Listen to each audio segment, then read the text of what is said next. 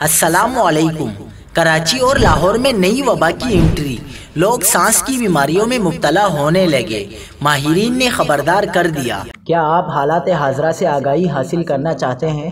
خبر کے پیچھے چھپے اصل حقائق جاننا چاہتے ہیں تو ابھی سبسکرائب کیجئے جلمل پاکستان کو اور ساتھ ہی گھنٹی کے نشان پر کلک کر دیں۔ آپ کو بتاتے چلیں کہ لاہور دنیا کے آلودہ ترین شہروں کی فہرست میں آج پہلے جبکہ کراچی دوسرے نمبر پر آ گیا۔ لاہور میں آلودہ ذرات کی مقدار 232 اور کراچی میں 191 پارٹیکولیٹ میٹرز ریکارڈ کیا گیا۔ محکمہ ماحولیات کا کہنا ہے کہ دنیا کے آلودہ شہروں میں دہلی تیسرے نمبر پر موجود ہے۔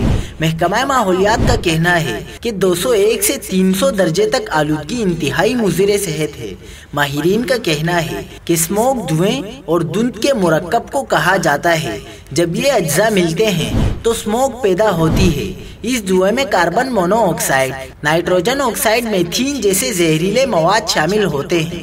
گلے میں خراش ہونا، ناک اور آنکھوں میں چبھن کا احساس ہونا انسانی جسم پر اسموک کا پہلا اٹیک ہے، جبکہ ایسے لوگ جو سینے، پھیپھڑے اور سانس کی بیماریوں میں مبتلا ہوتے ہیں ان کے لیے اسموک مزید بیماریوں کا پیشی خیمہ ہوتا ہے۔